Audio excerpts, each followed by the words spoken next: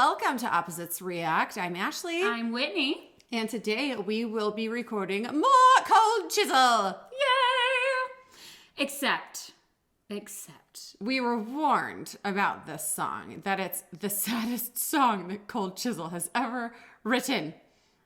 and I don't know how I feel about that. Like, knowing that going in, I know. it's like, it's giving me the dreads. Like, I like the band, but You don't like to be sad. I don't, in preparation for the sadness, I don't know how I feel about this.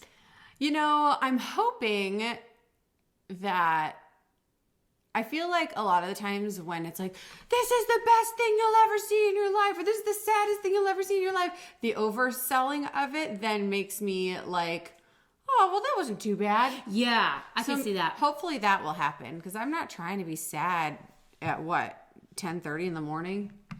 Yeah, that's not It's a little too early to be sad. What is the appropriate time to be sad? Like, what is a good sad time? I think an appropriate sad time is like 8:30 at night after the kids are away and you can just be a little sad. So you could be sad, have your feelings, and then still get to bed at a respectable hour? Yes. I can see that. It's an appropriate time for sadness. Okay. Okay, well, let's have some inappropriately timed sadness. Courtesy of Brett. Yes, Brett on 3. 1, 2, 3. Brett. All right, here we go. Cold Chisel, Last Stand, which I suppose Last Stand is the concert. Probably, And because then the Choir song Girl is is Choir the song. Girl. All right, let us do this. Granny. This is an old...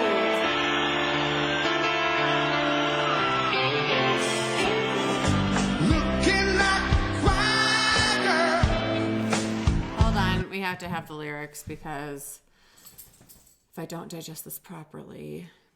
It'll be a problem.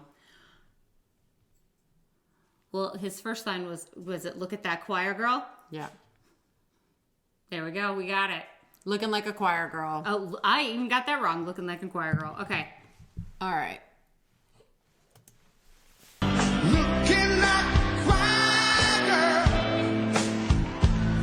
She's crying like a refugee. Looking like a choir girl. She's crying like a refugee. One nurse to hold her, and one nurse to weed her down the corridor. The feeling I've been trying. She's crying like a refugee. Loves me like a sister. She loved me like an only child. Loves me like a sister. She loved me like an only child.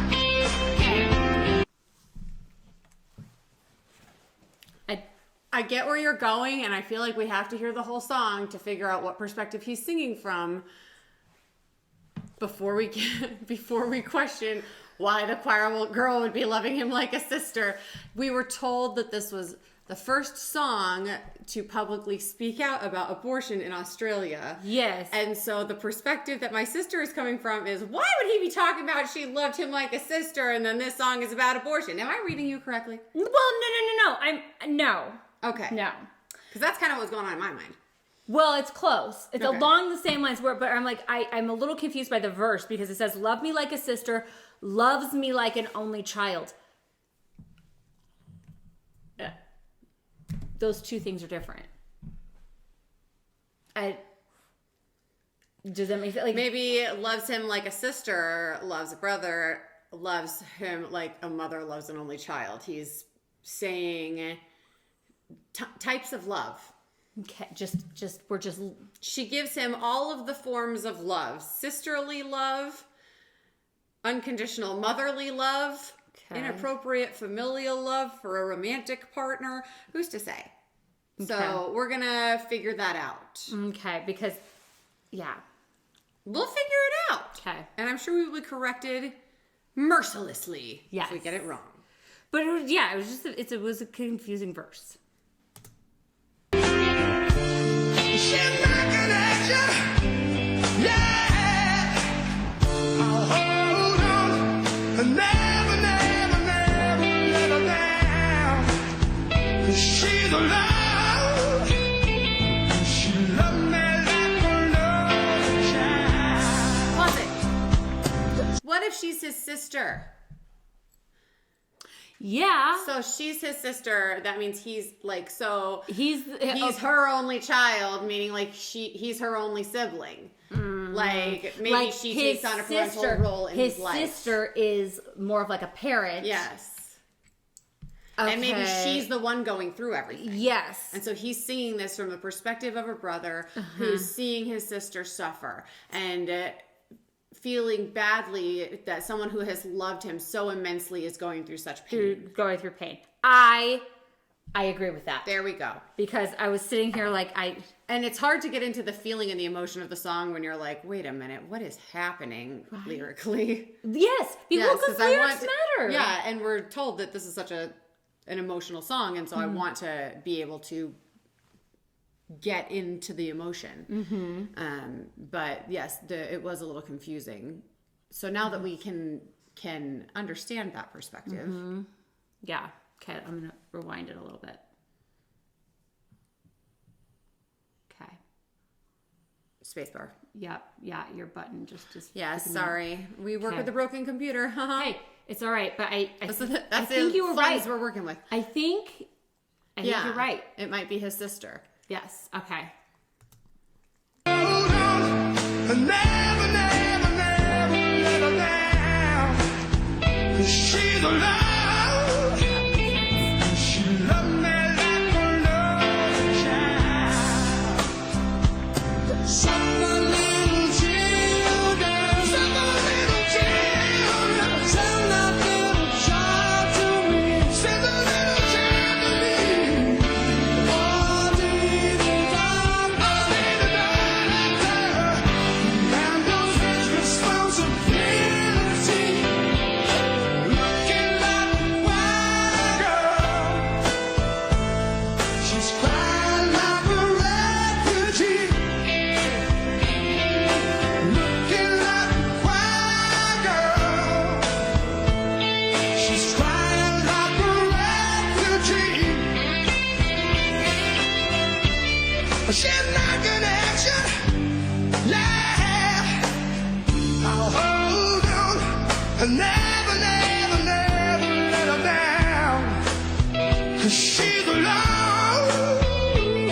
She's crying like a refugee. Looking like a white girl. She's crying like a refugee.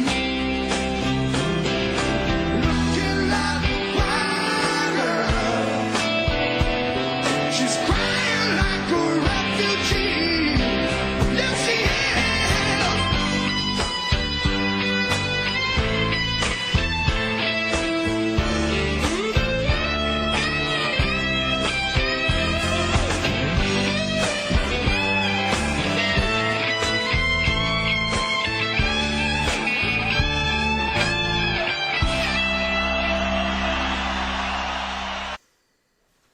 Okay. Before we get back into the subject matter of the song, I just have to appreciate the instrumentation in Cold Chisel. It's so good. How they can take songs that have heavy subject matter and put them to just such incredible instrumentation. Like this one, it wasn't like just a slow belt. It No, had, it had but a it was bossa nova rhythm. Like how you're gonna make a song about abortion to a bossa nova rhythm with a really, really good like dun, dun, dun, dun, dun, dun, like bass line. Like it's just so interesting how they can marry those two things and make it so like impactful. Yes, because I actually liked how the Kisan. Kisan, where it was more of a boppy song, Right. Whereas this, it wasn't boppy, but the cadence of it actually made you really hone in on the lyrics, which I liked. Yes. But it wasn't one of those like power ballads. No. You know, it wasn't sorry, I just interrupted. You're fine. It wasn't like over the top. Yes. You know what I mean? Like when we were told about what the song's going to be, I was anticipating for it to either be like a very, very subdued, like this is very somber, or a big over the top ballad. Right? But instead it was this kind of bobbed along to this really like cool bossa nova rhythm, but then through the lyrics kind of help, and the lyrics are very like there's not a lot of differentiation, right? There's that same verse, the same kind of pre-chorus and chorus, and then there's just like a bridge, right? So there's not a lot of differentiation. There's not separate verses. Without having been told that this was a song about abortion, I wouldn't have gathered that. I would have like this could also be a song about a child getting sick. This could be a song about mother, sister, any female dealing with some sort of illness. Yeah. I mean, when you talk about like send that little child to me, and the doctor handles his responsibility, like you can kind of pick up on it a little bit more. A little bit, but I still think that is applicable. Like the doctor might not want to be doing this, or you know, the doctor is, you know, whichever way your take on the subject matter is, it's the doctor's, you know, handling the responsibility to help the woman through this, or the doctor might not want to be doing this, but is because it's his responsibility. It sounds like from his perspective, he's saying, you don't have to do this, sister. Send the kid to me. Yeah. I will help you. You know what I mean? Like, that's the perspective that I'm getting from this, is that that could be. You know, like, to me, it seems like... and I could be totally wrong. We go into these totally blind, having no clue or no backstory. Unless somebody so the only backstory that we have is that it was the first song in Australia about abortion. So having that, but nothing else. What I'm putting together is that it's his sister who's going through this, who maybe is his only sister, and that's how she can give him sisterly love and only child love. And he is so connected to her that he wants to support her through something that she is going through that's terrible. And he's saying, you don't even have to go through this terrible thing. I will take this responsibility for you. And he's wanting to... It kind of makes me like... You can support her through it. Yeah, it kind of makes me emotional, like, because I have a son and a daughter, and it's like, oh, if he ever, like, wanted to step up in that way, or, you know, like, loved his sister so much, you know what I mean? And maybe that's just my own perspective, because, like, all you can do, you know, a lot of the time what you can do is apply it in a way that you can see. So maybe this is not about that at all. But from where I'm sitting, it seems like it could be. But that's the whole point of music, is to interpret it individually and how it applies to you. And so I think that's awesome. Yeah. And I mean, like, I don't know, like, I don't know really what other perspective it could be. Do you? No, I mean, that's what I was saying. Like, it could be applicable to like a child getting ill or something like that, because the lyrics aren't very specific, right? I feel like it doesn't go super in depth. It stays kind of broad. I feel like back in it, like, you know, ye olden times, the 70s and 80s, music was a lot more ambiguous to what they were saying a lot of the time. You know what I mean? It was a lot more open for interpretation. Like, you know, In the Air Tonight by Phil Collins, there was a million different interpretations. And like lore behind it. It was because he saw someone drowning and didn't help. Or like, it was, you know, like there was all these like stories about what it was about. You know what I mean? Because the lyrics are so ambiguous but ominous. And so like that's kind of the same with the song, where, you know, the lyrics are somewhat ambiguous but also ominous. You can tell that there's something terribly wrong. but it's not specifically telling you what's going on. And so, like, I do like that it's open to interpretation like that. I do. I like it too. And of course, the talent of the singers and the instrumentalists. And like you said, this set and the of the music, because normally I do not appreciate songs that just kind of Me either, you know, like, because it just ends up, I get lost or I get distracted. But in this case, because it was like a mid-tempo song or something. Is that am I saying that right? Like, it was mid-tempo, like, and specifically the rhythm, like, I could be wrong, but it was a bossa nova rhythm to me. I know, because when I would play on the keyboards and the presets, like, I always remember, like, dun, dun, dun, dun, dun, like, the bossa nova, like. But it was just like something about it kept me invested, where a lot of the times in other reactions and other songs, I am just like, okay, when is this done? But it kept me invested, and maybe that was because we were told the subject beforehand, so I was like, okay, I need to figure out where my connection to this is. I think that might be it too. But also, like, I feel like a good bossa nova rhythm with a really tasty bass line. You can't disconnect from that. And ending with that guitar solo, just like, kind of such tasty music right at the end there. Yes. Well, listen, we apparently can just go on and on about this song. We're sitting here just chit-chatting away. Yes, we apparently all the long day. Yes. About the reasons why we love this song. And we didn't even necessarily talk about, like, Jimmy Barnes and his, like, commitment to the vocal and how. But I think that's what I love about Cold Chisel is it's not, yes, Jimmy Barnes is wonderful and he's got amazing vocals always. Yes. I think people get upset with us because we're not talking about Jimmy Barnes enough, and I think it's Ian Moss is the other guitarist. The guitarist, he also does the vocals. But the thing is that there's so much good stuff. The entire band, each individual is so wildly talented that together, it's like one of those things that they're so amazing that not a one of them is expendable. Yeah, like, or where they I would say stand out above the rest. Yes. Because they work so it is well literally the perfect cake. Yes. It is baked, and that's like the science of the cake. If you have one ingredient off, the cake's not gonna work.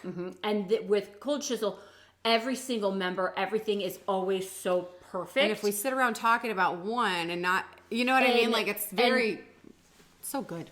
And I think because Jimmy Barnes, his vocals are just always good. It's you want to know what it is? It's the curse of consistent excellence. Yes.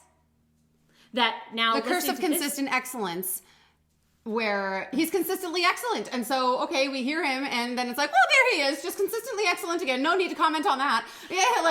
His vocals were fabulous, but I think with this one, where it's like I'm more invested in the lyrics, story, and So, and this is another Don Walker who also wrote the other one, the Kazan one. Don Walker. Don Walker is into life experience. Yeah, Don Walker.